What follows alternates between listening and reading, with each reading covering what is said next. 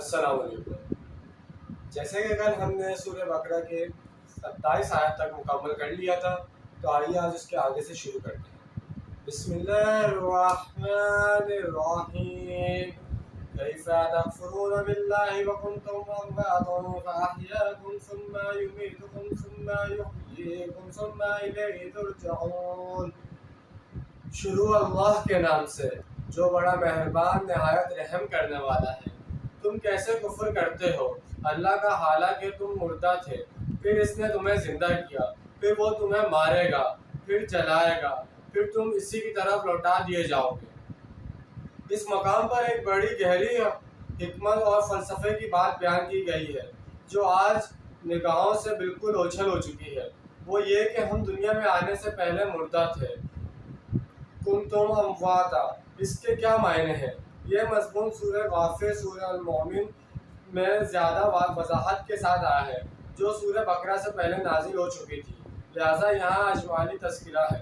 وہاں اہل جہنم کا قول بائیں الفاظ نقل ہوا ہے۔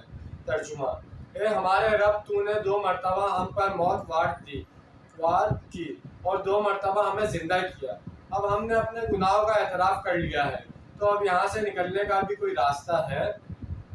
اس سے یہ حقیقت واضح ہوئی کہ انسان کی تخلیق اول عالم ارواح میں صرف ارواح کی حیثیت سے ہوئی تھی۔ حدیث میں الفاظ وارد ہوئے ہیں، یعنی ارواح جمع شدہ لشکروں کی صورت میں تھی۔ ان ارواح سے عہد لیا گیا جو عہد الصد کہلاتا ہے، پھر انہیں سلا دیا گیا۔ یہ گویا پہلی موت تھی جو ہم گزار آئے ہیں۔ آپ جانتے ہیں کہ مردہ معدوم نہیں ہوتا، بے جان ہوتا ہے، ایک طرف سے سویا ہوا ہوتا ہے۔ قرآن حکیم میں موت کو نیند کو باہم تشبیہ دی گئی ہے۔ پھر دنیا میں عالم خلق کا مرحلہ آیا جس میں تناسل کے ذریعے سے اجساد انسانیہ کی تخلیق ہوتی ہے اور ان میں ارواح پھونکی جاتی ہیں۔ ارواح روح کی جمع ہے۔ حضرت ابن اللہ بن مسعود رضی اللہ عنہ سے مروی متفق عالیہ حدیث کے مطابق رحم مادر میں جنہیں جب 4 ماہ کا ہو جاتا ہے تو اس میں وہ روح لا کر پھونک دی جاتی ہے۔ یہ گویا پہلی مرتبہ زندہ کیا جانا ہو گیا۔ اب ہم اس دنیا میں اپنے جسد کے ساتھ زندہ ہو گئے، ہمیں پہلی موت کی نیند سے جگا دیا گیا۔ اب ہمیں جو موت آئے گی وہ ہماری دوسری موت ہوگی، اور اس کے نتیجے میں ہمارا جسد وہیں چلا جائے گا جہاں سے آیا تھا، یعنی مٹی میں، اور ہماری روح بھی جہاں سے آئی تھی وہیں واپس چلی جائے گی۔ یہ فلسفہ و حکمت قرآنی کا بہت گہرا نکتہ ہے۔ هو الذي خلق لكم ما في الأرض جميعا ثم استوى إلى السماء فسواهن سبع سماوات وهو بكل شيء عليم۔ وہی ہے جس نے پیدا کیا تمہارے لیے جو کچھ بھی زمین میں ہے، پھر وہ متوجہ ہوا آسمانوں کی طرف اور انہیں ٹھیک ٹھیک 7 آسمانوں کی شکل میں بنا دیا، اور وہ ہر چیز کا علم رکھنے والا ہے۔ بے شک آیت میں خلافت کا مضمون شروع ہو گیا ہے۔ حدیث میں آتا ہے ان دنیا خلقت لکم وانتم خلقتم للقراء، یہ دنیا تمہارے لیے بنائی گئی ہے اور تم آخرت کے لیے بنائے گئے ہو۔ اگلی آیت میں حضرت آدم علیہ السلام کے خلافت عرضی کا ذکر ہے۔ گویا زمین میں جو کچھ بھی پیدا کیا گیا ہے انسان کی خلافت کے لیے پیدا کیا گیا ہے۔ قال ربك للملائكة إني جاعل في الأرض خليفة قالوا أتجعل فيها من يفسد فيها ويسفك الدماء ونحن نسبح بحمدك ونقدس لك قال إني أعلم ما لا تعلمون۔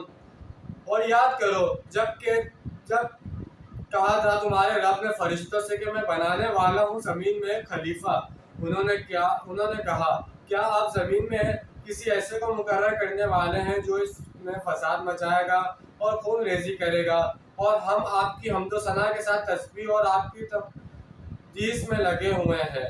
فرمایا میں جانتا ہوں جو کچھ تم نہیں جانتے۔ خلیفہ در حقیقت نائب کو کہتے ہیں۔ عام طور پر لوگوں کو مغالطہ لاحق ہوتا ہے کہ خلیفہ اور جانشین کسی کی موت کے بعد مقرر ہوتا ہے، زندگی میں نہیں ہوتا۔ لیکن اس دنیا میں انسان کی اصل حقیقت کو سمجھنے کے لیے وائسرائے کا تصور ذہن میں رکھیے۔ پہلے ہم انگریز کے غلام تھے۔ ہمارا اصل حاکم بادشاہ یا ملکہ انگلستان میں تھا، جبکہ دہلی میں وائسرائے ہوتا تھا۔ وائسرائے کا کام یہ تھا کہ حکومت کا جو بھی حکم موصول ہو اسے بغیر کسی تغییر اور تبدیل کے نافذ کرے۔ البتہ وائسرائے کو اختیار حاصل تھا کہ اگر کسی معاملے میں انگلستان سے حکم نہ آئے تو وہ یہاں کے حالات کے مطابق اپنی بہترین رائے قائم کرے۔ وہ غور و فکر کرے کہ یہاں کے مصلحتیں کیا ہیں اور جو چیز بھی سلطنت کی مصلحت میں ہو اس کے مطابق فیصلہ کرے۔ یعنی یہی رشتہ کائنات کے اصل حاکم اور زمین پر اس کے خلیفہ کا مابین ہے۔ کائنات کا اصل حاکم اور مالک اللہ تعالی ہے، لیکن اس نے اپنے آپ کو غیب کے پردے میں چھپا لیا ہے۔ زمین پر انسان کا خلیفہ ہے۔ اب انسان کا کام یہ ہے کہ جو ہدایت اللہ کی طرف سے آ رہی ہے اس پر تو بے چوں چرا عمل کرے، اور جس معاملے میں کوئی واضح ہدایت نہیں ہے وہاں غور و فکر اور سوچ بچار کرے اور اجتناب اور اجتہاد سے کام لیتے ہوئے جو بات روح دین سے زیادہ مطابقت رکھنے والی ہو اسے اختیار کرے۔ یعنی در حقیقت خلافت ہے جو اللہ اور انسان کے مابین ہے۔ یہ حیثیت تمام انسانوں کو دی گئی ہے اور بالکل ہر انسان اللہ کا خلیفہ ہے، لیکن جو اللہ کا باغی ہو جائے، جو خود حاکمیت کا مدعی ہو جائے تو وہ اس خلافت کے حق سے محروم ہو جاتا ہے۔ اگر کسی بادشاہ کا ولی عہد اپنے باپ کی زندگی ہی میں بغاوت کر دے اور حکومت حاصل کرنا چاہے تو اب وہ واجب قتل ہے۔ اسی طرح جو لوگ بھی اس دنیا میں اللہ تعالیٰ کی حاکمیت اعلیٰ کے منکر ہو کر خود حاکمیت کی مدعی ہو گئے، اگرچہ وہ واجب القتل ہے، لیکن دنیا میں انہیں مہلت دی گئی ہے اس لیے کہ یہ دنیا دار امتحان ہے، چنانچہ اللہ تعالیٰ انہیں فوراً ختم نہیں کرے گا۔ ازروئے الفاظ قرآنی ترجمہ الشورى 13 آیات اس کا ترجمہ۔ اور اگر آپ بات پہلے سے طے نہ ہو چکی ہوتی ایک وقت معین تک تمہارے رب کی طرف سے تو ان کے درمیان فیصلہ چکا دیا جاتا، کیونکہ اللہ تعالیٰ نے انہیں ایک وقت معین تک کے لیے مہلت دی ہے، لہٰذا انہیں فوری طور پر ختم نہیں کیا جاتا، لیکن کم از کم اتنی سزا ضرور ملتی ہے کہ اب وہ خلافت کے حق سے محروم کر دیے گئے۔